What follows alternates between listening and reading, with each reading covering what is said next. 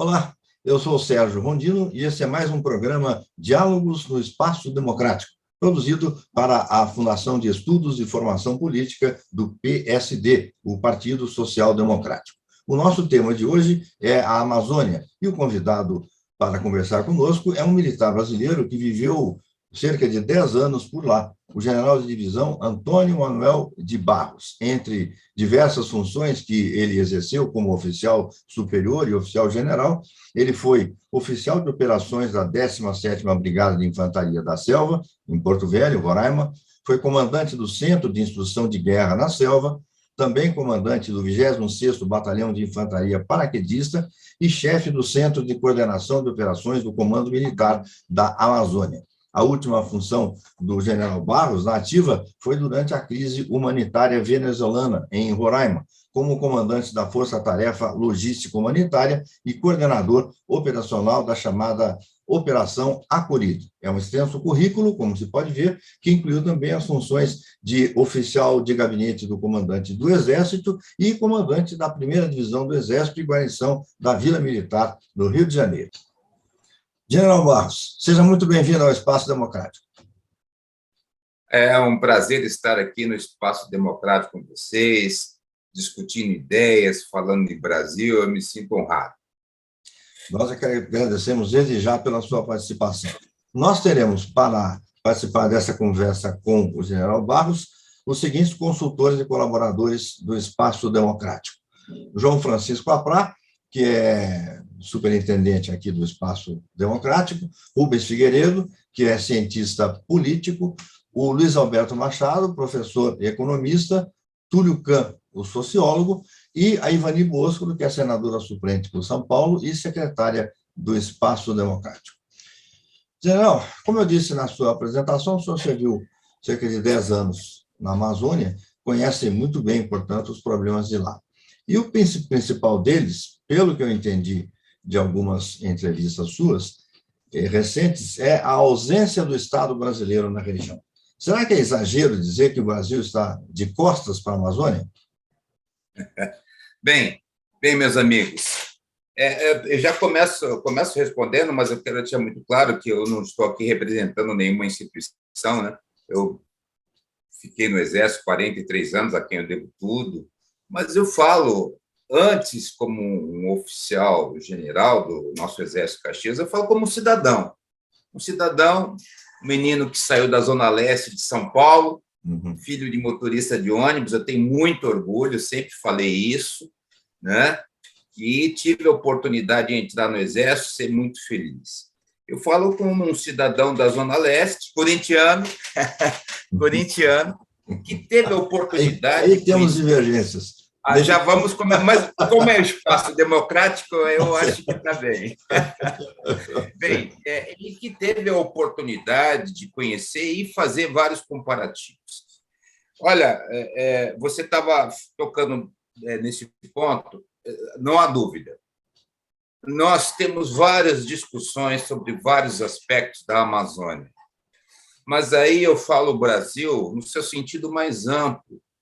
O Brasil, nosso de sociedade, o próprio Estado, as nossas lideranças. E muitas pessoas falam sobre isso. General Vilas Boas, nosso antigo comandante, eterno amigo, né, falava isso. O tempo que nós ficávamos lá, quando eu estava servindo, eu diria que sim, eram algumas fases das diversas visitas de comitiva, né?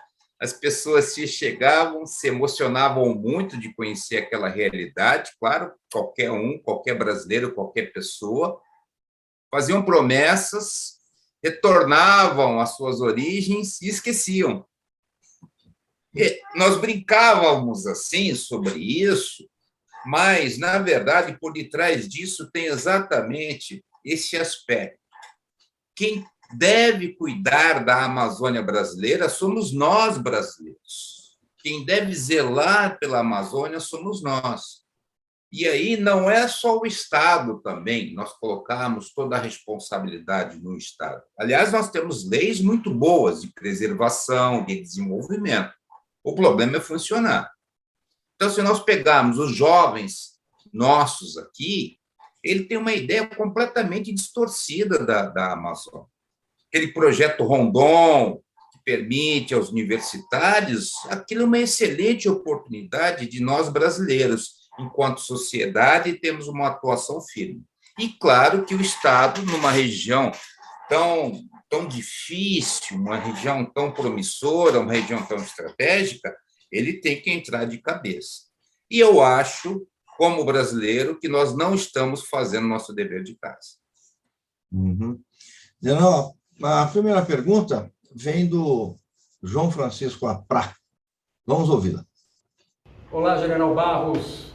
Prazer em tê-lo conosco aqui na Fundação Espaço Democrático.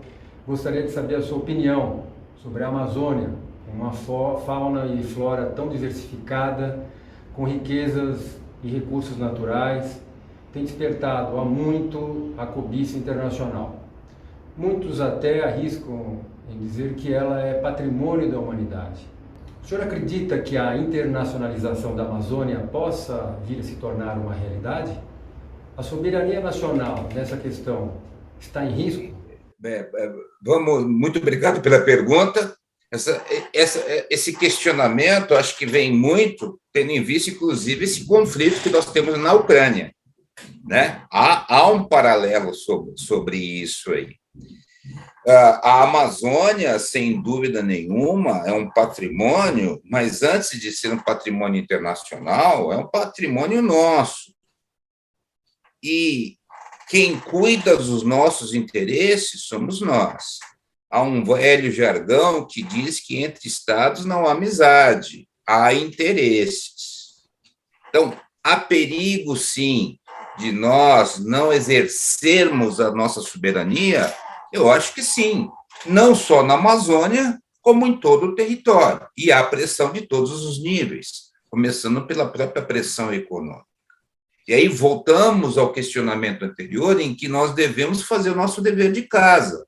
Nós devemos exercer a nossa soberania de uma forma muito contundente e, evidentemente, inserida no contexto internacional. O Brasil é uma potência regional, o Brasil sempre respeitou todas as convenções internacionais, deu exemplo disso, nossa democracia é um grande exemplo, a nossa diplomacia, perdão, é um grande exemplo disso, mas nós temos que deixar claro que aqui há uma soberania do Estado brasileiro. E, para a gente reafirmar isso de uma maneira serena, pacífica, mas contundente, nós temos, sim, que estar aqui fazendo desenvolvimento sustentável. Então, eu acho, sim, que nós temos riscos, é a conjuntura internacional, mas nós temos plenas condições de respondermos à altura a outros interesses que não sejam os nossos. Agora, general, bem a propósito dessa questão, na sequência, a gente sabe que os riscos para a Amazônia não vêm só de nações estrangeiras, né, dos interesses que elas possam ter. Nós sabemos de um certo tipo de ocupação da Amazônia, até por entidades ou grupos econômicos ou ilegais, vamos dizer assim. Aí, é sobre isso que vem a pergunta da nossa Ivani Bosco. Vamos ouvir. General, é um prazer muito grande ter o senhor aqui hoje conosco e eu gostaria de fazer a seguinte pergunta. Lembrando que se trata de uma área maior do que a de muitos países e sujeita permanentemente à invasão por desmatadores e garimpos ilegais, qual o papel das Forças Armadas em relação à proteção da floresta amazônica? Tem poder de polícia e em quais circunstâncias? Bem, sem dúvida, quando a gente fala de Amazônia, os desafios são de toda ordem. E claro que numa região em que é quase 60%, a Amazônia é legal, quase 60% do território, um vazio demográfico, com 30 milhões, mais ou menos, pegando todos os estados brasileiros, ou seja, uma média de 12% a 13%. Aí nós podemos verificar esse vazio demográfico. Com tantas riquezas, com tantas dificuldades logísticas, vem sim uma ameaça à segurança. E, claro, que as Forças Armadas estão nesse contexto. Nesse aspecto, nós fomos para uma evolução. O Exército Brasileiro, particularmente, né, tem que lá o braço forte mão amiga, ou seja, colaborar na mão amiga no desenvolvimento, e o braço forte, realmente, as missões ligadas mais ao papel da Força Armada propriamente dita. E ele veio fazendo isso durante décadas, não só o Exército, como a nossa Força Aérea e Marinha. E dentro dessa evolução, nós tivemos uma lei complementar que, por exemplo, reforçava essa atuação na faixa de fronteira, que são 150 quilômetros, que é quando a nossa ilustre senadora suplente faz a pergunta. Então, não existia isso. Isso foi uma evolução, mais ou menos ali no início desse século, tá? 2004, que ela foi se consolidando ali na primeira década, em que o Exército Brasileiro tinha o poder de polícia, porque nós tínhamos ali os pelotões especiais de fronteira, nós tínhamos as nossas organizações militares debruçados no combate ao ilícito, mas não tinha um instrumento legal. Isso foi um grande avanço. A Marinha, já na parte dos rios, que aí é uma outra legislação específica, isso evoluiu depois não só para o Exército, mas para as Forças Armadas, né? Isso numa situação de normalidade. Então, veio, sim, se fortalecendo essa participação da segurança. E acredito que não há como as Forças Armadas ficarem fora da segurança da Amazônia. Todavia, nós temos várias outras instituições, como a Polícia Federal, como a Polícia Militar dos Estados, como várias outras instituições, que têm responsabilidades conjuntas também. O grande desafio, eu acho, que é compor isso para garantir essa soberania e garantir a segurança. Mas, antes da segurança, eu creio que existe aí o desenvolvimento sustentável. Então, quando nós levamos desenvolvimento, quando nós vamos ali humanizar a faixa de fronteira, todos os meios, eles chegam junto com esse desenvolvimento. E, evidentemente, que isso vem reforçar, de um modo direto e indireto, a segurança. Por isso que volta-se ao ponto, antes da segurança propriamente dita, como nós falamos, que nossas Forças Armadas estão, e há uma legislação específica para isso, inclusive ações específicas, nós temos que investir também muito no desenvolvimento sustentável. A próxima pergunta vem do cientista político Rubens Figueiredo. Vamos ouvi-la.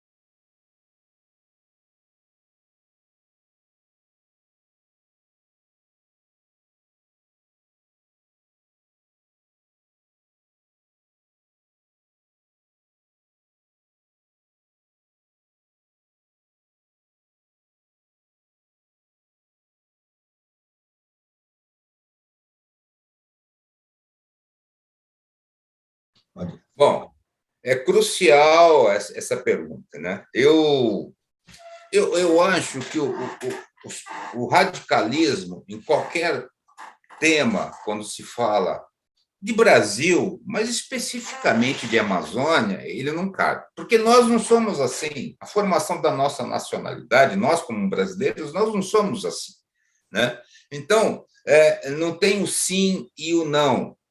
E eu não quero aqui me esquivar da pergunta, eu vou a fundo dentro disso. Por quê?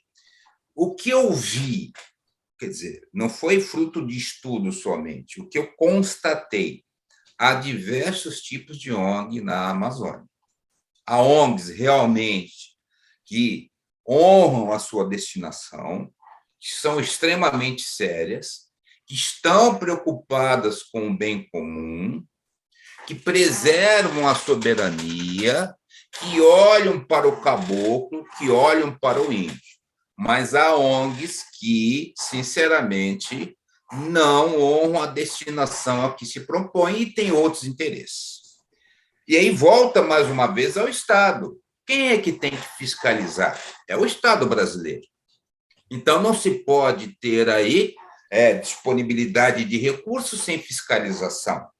As ONGs não podem atuar sem uma fiscalização do Estado brasileiro, porque isso tem a ver com a soberania.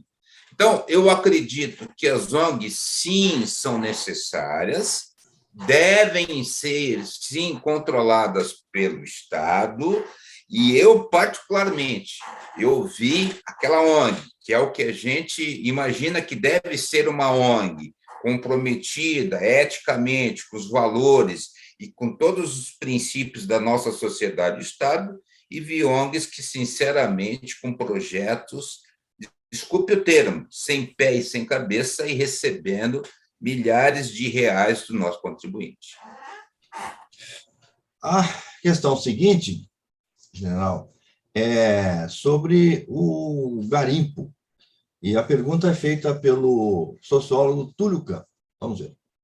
A minha questão tem a ver com o garimpo, né, na Amazônia.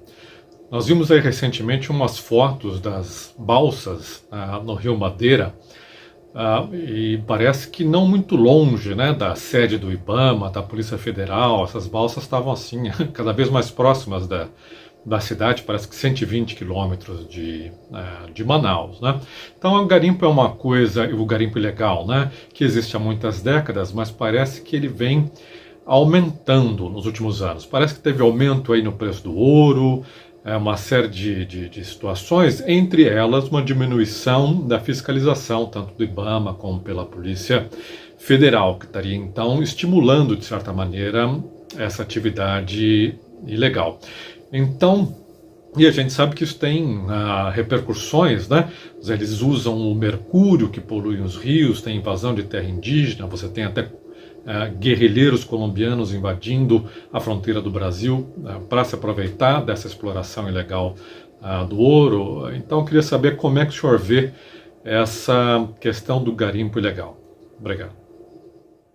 Pois é, Túlio. Está muito em moda, né?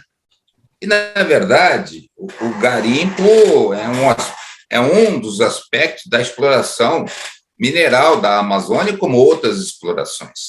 Agora mesmo nós estamos vivenciando esse problema da Ucrânia, que está afetando todos os insumos da agricultura, e vamos observar, olha só, nós temos um potencial enorme.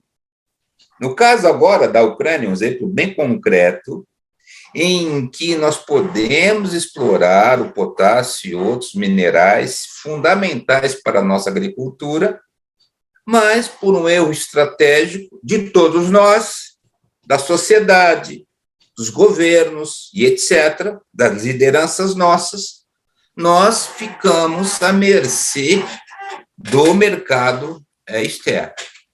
Estamos pagando o nosso preço agora. Será que a lógica, então, de eu ter um potencial, né, seja qual for, de minério, e eu não colocar uma exploração adequada e ficar dependendo de terceiros, isso não é lógico. Isso não tem nada a ver com a nossa soberania que nós estávamos falando. Aí que nós começamos a ter a nossa soberania corroída. Não é pela invasão, pelos problemas fronteiriços que nós temos. E aí temos, sim, que buscar, né? E a lei já permite, é previsto isso, mas, infelizmente, por aspectos ideológicos, sem finalidade nenhuma, ou seja, sem efetividade nenhuma, sem aprofundar o que realmente interessa, se coloca tabus, como das terras indígenas. Eu estive lá, em São Gabriel da Cachoeira, por exemplo, há mais de 20 etnias. Pergunte aos índios de lá se não querem explorar. Quando nós negamos uma exploração, que é necessário estrategicamente, como nós já vimos, em que o ilícito vai permear, porque a fiscalização ela é muito difícil. onde não gera benefícios para a sociedade, onde não gera benefício, no caso dos indígenas, para os indígenas, e só alguns se aproveitam, e o pior, uma degradação terrível do meio ambiente, isso não tem sentido nenhum. Então, acredito sim, como brasileiro, que é possível, seja no garimpo, e seja com outros tipos de exploração, em terras indígenas e não indígenas da Amazônia, a fazer uma exploração racional, rígida. Eu estava assistindo alguns documentários de especialistas falando, nós temos tecnologia para isso. É possível. Eu faço um paralelo, por exemplo, como nós somos capazes, não no caso dos minérios. Mato Grosso, o Centro-Oeste, é um dos maiores produtores de soja. No passado, se você falasse que nós íamos produzir soja no Centro-Oeste, falou, não, isso não tem condições nenhuma. A nossa Embrapa desenvolveu. E da mesma coisa da mineralogia agora. Está saindo um plano agora atualizado pelo atual governo, em que se está dando maior foco dentro disso. Então, eu acho que é muito importante, dentro da lei, a lei prevê a exploração, mas por interesses outros, isso aí ficou parado no tempo, compromete a nossa soberania, compromete a nossa estratégia de desenvolvimento, não gera riqueza e não preserva o meio ambiente na Amazônia. Em São Gabriel da Cachoeira, que eu fiquei 2 anos lá, eu via a exploração pelos índios. Os maiores explorados eram eles. Por quê? Aquela exploração que eles faziam, uma exploração artesanal, não tinham o reconhecimento, não usufruíam como devia, tá certo? E com a poluição do meio ambiente. Então, eu acho, sim, que nós temos que amadurecer, e amadurecer rápido na exploração, seja da Amazônia como um todo, e seja em terras indígenas, obedecendo todos os nossos princípios legais, evidentemente. Temos que avançar. Se me permite uma observação, eu vou emendar uma pergunta também. Nesse mundo globalizado, a gente acabou descobrindo que nós temos, o Brasil como país, tem graves dependências externas, e não é só na questão do potássio que tanto se fala. Nós temos dependência. Descobrimos na epidemia que não tínhamos respiradores, porque eram todos fabricados na China, e a gente precisava deles. Os insumos para a fabricação de medicamentos vêm quase todos da Índia e da China. Isso, quer dizer, numa situação de conflagração ou qualquer problema no comércio mundial, o país teria problemas. Mas eu queria colocar a questão a respeito do potássio, da mineração, que há uma polêmica em relação a esse projeto que o governo enviou de liberação da mineração nas terras indígenas. As próprias grandes mineradoras, a associação que reúne as maiores mineradoras do país, tem dito que, não é que por ser contra, mas diz que o projeto não é adequado porque a maior parte das jazidas de potássio não estão nas terras indígenas. E o projeto parece que libera outras coisas e tal. Então, há essa polêmica. Eu queria a sua opinião a respeito desse projeto e dessa polêmica que você fez. Não, eu vou voltar ao ponto dessa discussão que nós estamos falando, do potássio, ou seja, não, o potássio tem que ser explorado em terras indígenas, algumas instituições acham que não há um potencial adequado. Mais uma vez, eu acho que não se está vendo todo, se está pondo uma lupa, tá certo, para buscar dificuldades para a gente não ter um projeto que não é agora para o ano que vem. Não adianta agora começar a explorar o potássio, ainda que nós estivéssemos nas terras indígenas assim, de uma maneira que viesse a atender toda a nossa demanda. A exploração mineral é uma coisa muito séria. Ela depende de tecnologia, ela depende de cuidados ambientais. Então, se coloca como também, se fosse para a terra indígena, estaria resolvido. Não é isso. Quer dizer, isso é uma das possibilidades. E se sabe disso, os especialistas sabem.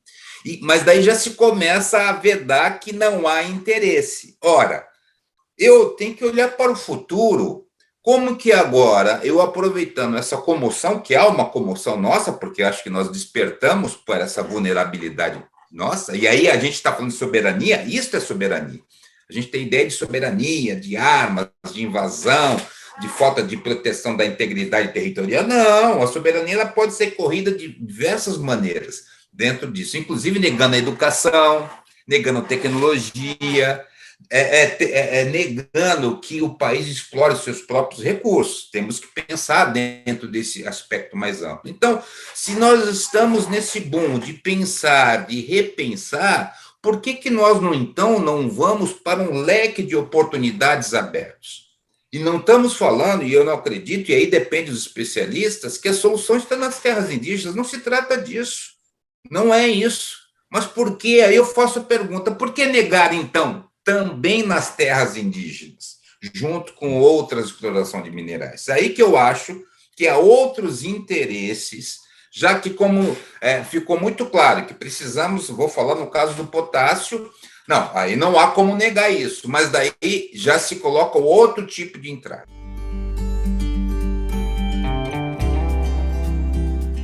Então, precisamos discutir isso aí sem ideologia, precisamos discutir isso com interesse nacional, precisamos discutir isso com interesse do povo, precisamos discutir com interesse do indígena também, que não é beneficiado em absolutamente nada do jeito que está aí, e a gente sabe que os ilícitos acontecem. Então, não é que terra indígena seja a solução, mas é uma das soluções para explorar qualquer tipo de recurso. E mais, beneficiando os indígenas. E dentro disso, você me permite falar, conversando com vocês, às vezes na Amazônia é o radicalismo que eu falo, né? Alguns, ela tem que ficar intocada, por ser o tal do pulmão do mundo, e outros que, não, isso aí é um radicalismo muito grande, nós temos que realmente implementar um desenvolvimento a toque de caixa. Eu acho que, mais uma vez, nenhuma dessas soluções eu acho que deve nos atende. Nós temos que ter cuidados, nós temos que fazer cumprir as leis ambientais na justa medida, nós temos que discutir com os povos indígenas. Pergunte para o indígena se ele quer ficar isolado, pergunte para o indígena se ele não quer escola, se ele não quer manter as tradições. Eu conto um caso para vocês aqui, me permita, de que como nós temos que pensar muito bem com o tal do desenvolvimento sustentável, e a mineração entra dentro desse processo. Lá em São Gabriel da Cachoeira, um dos maiores índices de suicídio indígena proporcional é lá. Há vários estudos nesse sentido. E São Gabriel da Cachoeira tem mais de 20 etnias, como eu já falei, 4 idiomas oficiais, a presença indígena é muito forte. O que eu vi lá? Muito alcoolismo, por causa do Bolsa Família, que pegaram uma solução que ali eu acho que tinha que ser repensada. Muitas etnias não conseguiam buscar o Bolsa Família, deixava o cartão do Bolsa Família com o comerciante, o indígena era obrigado a comprar naquele estabelecimento, isso eu vi. Chegavam em barcos, ficavam nas pedras, literalmente, a cada 3 meses, porque as distâncias eram muito grandes, compravam uma alimentação muito cara, estavam perdendo a sua cultura de caçar, etc., o problema de pneumonia, diarreia, subnutrição, muito grande, e o alcoolismo. O alcoolismo é um problema sério. Bom, dentro desse contexto, havia uma escola ali para os indígenas, jovens indígenas, inclusive no idioma, um projeto muito, muito bom, federal, ensino médio. Mas olha só, oferecia escola, ele saía da sua tribo, num aspecto em que ele precisava se reafirmar, porque ele era um adolescente, ele passava fora, aprendia técnicas, ele conhecia um outro mundo, mas perdia contato com a sua tribo indígena. Quando ele voltava, ele não tinha condições de implementar nada daquilo, e era considerado estranho pela própria tribo. Aí ele vai para São Gabriel, que é 20 mil habitantes. O que ele começa a fazer? Beber. E aí, o suicídio. Percebem que, teoricamente, uma coisa que seria só benéfica trouxe outros prejuízos, como Bolsa Família para a questão indígena. Então, a Amazônia ela tem que ser pensada caso a caso e não buscar soluções de isolamento total ou um desenvolvimento desenfreado. E há interesses de benefício. Conto outra para vocês aqui. Lá em Manaus, a construção da ponte, né, quem conhece Manaus, que liga ali Iranduba, houve uma reação muito grande. Por quê? Por causa dos balseiros, que não queriam uma ponte. Vejam só que a gente sabe o que significa uma ponte numa região de difícil ligação estratégica, né? E parecia surreal a discussão. A BR-319, que liga Manaus a Porto Velho, que foi construída na década de 70, asfaltada, que o cidadão pegava seu carro, em 6 horas, chegava em Porto Velho, ela não teve manutenção, e agora, para reativar a 319, nós ficamos anos e anos parados. O sofrimento da população, a estrada já havia. Então, nós temos, sim, que pensar muito seriamente, e agora, a exploração mineral na Amazônia, eu acho que nós estamos numa excelente oportunidade de não fechar os leques. Não, terra indígena não é o caso. Sim, inclui-se as terras indígenas, mas com uma visão mais ampla no sentido da exploração, mas extremamente cuidadosa, olhando para o futuro.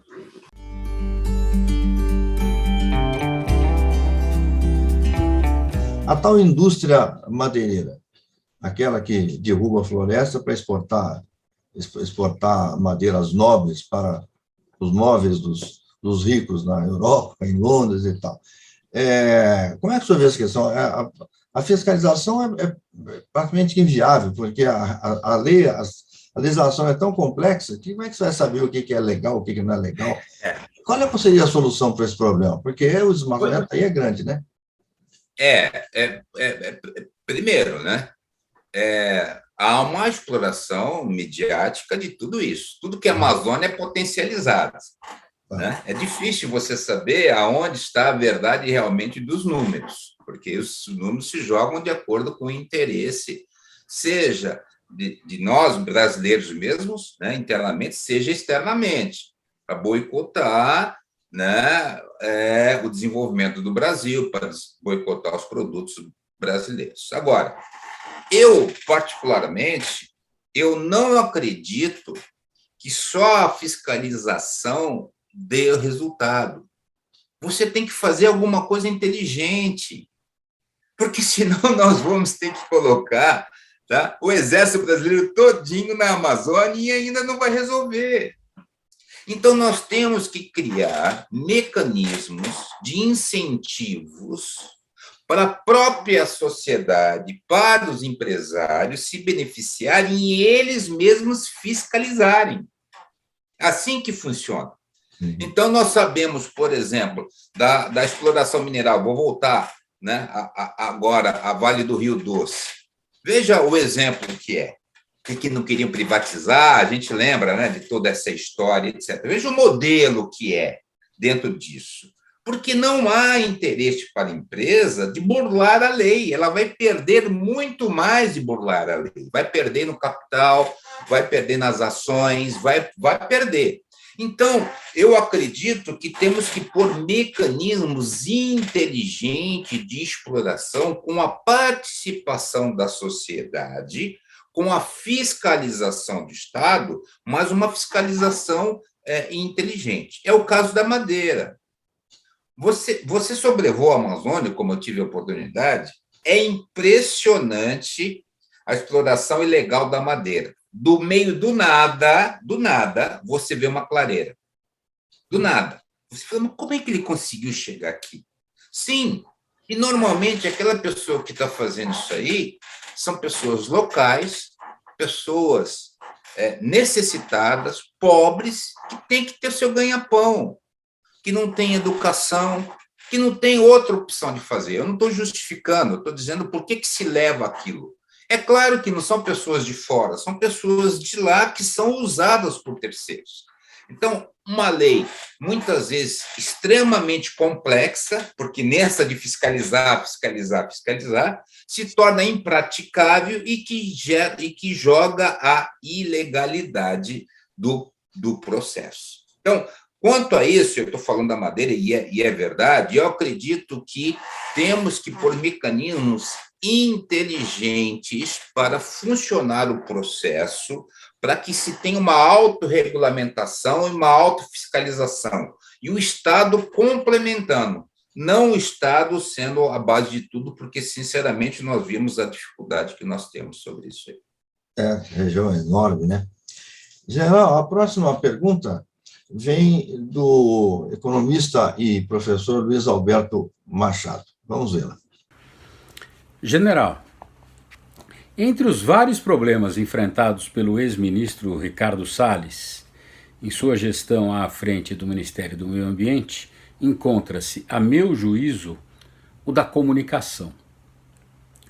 Por todo o tempo, ele se referia à questão da Amazônia, contrapondo-a à questão do meio ambiente urbano.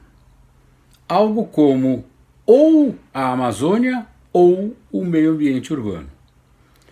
Quando, na verdade, não era uma questão de ou, e sim de e. Até porque problemas de saneamento urbano são de fato essenciais num país em que grande parte dos municípios ainda se defrontam com enormes problemas relacionados a esgoto e a água tratada. Como o senhor vê essa necessidade de se defrontar com questões ambientais simultaneamente, analisando a questão da Amazônia e do meio ambiente urbano? Bom, eu tinha até tocado nesse assunto, né? Eu acho que nós não somos assim, né? Nós não somos dual, sim e não. Eu acho que é a nossa composição, a nossa maneira de ser. E quando a gente vai para a Amazônia, eu concordo com o senhor, é muito integrado. Vamos pegar Manaus. Manaus, na verdade, é uma ilha, isolada totalmente. Eu acho que a gente tem o que Nelson Rodrigues falava da síndrome do cachorro vira-lata. A gente não valoriza certas coisas que tem. Manaus tem mais de 2.200.000 pessoas. É uma das maiores capitais dos nossos estados aqui brasileiros. O PIB da cidade de Manaus é extremamente relevante. Está entre os 7 primeiros das cidades capitais, né? Então, como que a gente vai apartar essa parte do desenvolvimento urbano? E há uma explicação para isso. O polo industrial de Manaus, por exemplo, fundamental. Eu sei que, às vezes, algumas lideranças aqui, particularmente do Sudeste, são contra, mas eu acho que é um tiro no pé se a gente pegar e não olhar de uma maneira diferente. Talvez para São Paulo, para o Rio Grande do Sul, para o Paraná não tenha sentido, mas lá a quantidade de pessoas que são empregadas e evitam que essas pessoas, como a gente estava falando, vai explorar o quê? A madeira, a droga, a exploração de animais silvestres, etc., porque ele precisa gerar emprego. Então, no caso aqui do Amazonas, que tem um pouco mais de 4 milhões de pessoas, Manaus é uma cidade-estado. E como que você vai dissociar Manaus, por exemplo, do desenvolvimento da Amazônia? Não é possível. Então, eu acho, sim, que tem que ser integrado, as soluções têm que ser integradas.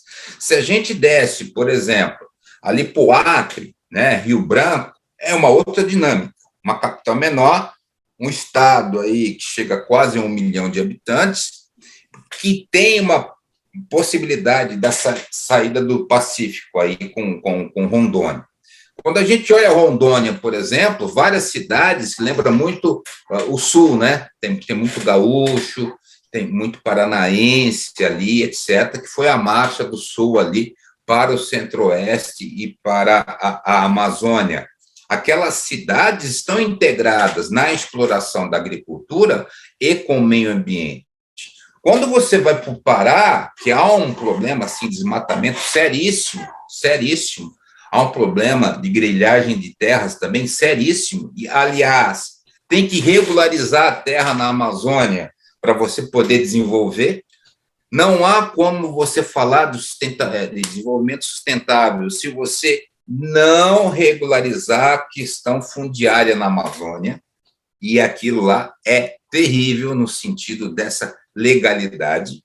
Não é só ser o dono da terra, porque daí você não consegue os incentivos fiscais, e muito menos a fiscalização, porque você não sabe quem é o dono na verdade, é um empurra tremendo. Então, é uma coisa complexa. E o Pará é um dos estados que mais sofre com isso, e é um estado, infelizmente, que tem muito desmatamento. Então, como é que você não vai integrar a parte urbana com a parte de selva propriamente dita, com a parte de produção?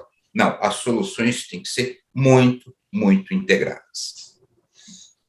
General, agradeço demais pela paciência que o senhor teve aqui com o Espaço Democrático, para a gente ter essa conversa interessantíssima, mas eu abro um espaço final para aquela sua mensagem, a tradicional mensagem final dos nossos entrevistados. Bem, meus amigos, senhores, senhoras, né, a nossa bancada aí que me deu a oportunidade de a gente desenvolver alguns temas, né? Vamos voltar à questão inicial. Eu acho que nós temos um dever de casa para fazer na Amazônia. Não é fácil. Nós temos várias leis que são excelentes, mas não são colocadas em prática. Eu vi vários prefeitos, né, do estado do Amazonas que não moram na sua cidade, moram em Manaus. Como é que vai se fazer uma gestão dessa? Né? Em São Gabriel, o melhor hospital que se tem na região toda é do Exército. Como é que nós vamos fazer? Será que nós não estamos delegando a outras instituições responsabilidades que é de toda a sociedade e do Estado? Então, nós temos que pensar os nossos políticos, da nossa classe de dirigente, mas eu acho que também, quando se fala da Amazônia, a gente cai numa parte ideológica e cai para o dualismo. Sim e não. Se nós continuarmos dessa maneira, eu acho que a gente vai se perder. E daí, por ausência nossa de uma atitude positiva, aí sim a gente perde a soberania. Nós temos capacidade, nós temos conhecimento. Foi muito mais difícil a gente ter aquele território integrado ao Brasil. A Amazônia Legal, quase 60% do nosso território. O que nós queremos da Amazônia? Nós temos que perguntar a isso a nós mesmos como sociedade. Vamos deixar intocado e ficar dependendo agora de outros países? Ou vamos fazer uma política de um desenvolvimento sustentável, com diálogo, com segurança, para que as próximas gerações tenham, assim, a Amazônia como referência, mas tenha, sim, seu potencial? Como que a gente pode admitir que outros países cheguem, façam exploração, por exemplo, de medicamentos da floresta amazônica, façam a patente em seu nome dentro da Amazônia? E será que a segurança é o caminho? Ou seja, aumentar a segurança? Ou seria que, sim, a gente humanizar a Amazônia, nós colocarmos a nossa gente, nosso povo nas fronteiras, mas dando condições, nós darmos condições aos nossos indígenas e não usarmos o indígena como uma bandeira? Infelizmente, as nossas leis não são cumpridas. Nós temos, sim, um arcabouço de leis que precisam ser implementadas. E voltamos ao ponto inicial. Será que estamos de costas? Se não estamos de costas, nós temos aqui, sim, que fazer e aprimorar muito o nosso dever de casa. Eu lembro uma vez que eu estava numa operação e eu mudei a rota de um helicóptero, um Black Hawk, $5.000 a hora, para levar uma medicação para uma indígena de malária. Simples. O helicóptero chegou, mas não chegou a tempo. Vejam só, nós queremos pôr o helicóptero, ou se a gente tivesse um mínimo de aplicabilidade de uma saúde pública funcionando, essa senhora indígena já não teria um comprimido simples para malária e não teria morrido. Eu sempre me questionei sobre isso. Então, eu acho que não podemos abrir mão da Amazônia. Nós temos uma responsabilidade, sim, com a Amazônia, e se nós queremos ter a soberania garantida para as próximas gerações, nós temos que nos dedicar mais ao que significa realmente o desenvolvimento sustentável. Muito obrigado a todos, espero ter ajudado, contribuído a pensar no nosso Brasil. Nós que agradecemos, General, mais uma vez. E agradeço especialmente a você que acompanhou esse programa até aqui. Muito obrigado e até o próximo.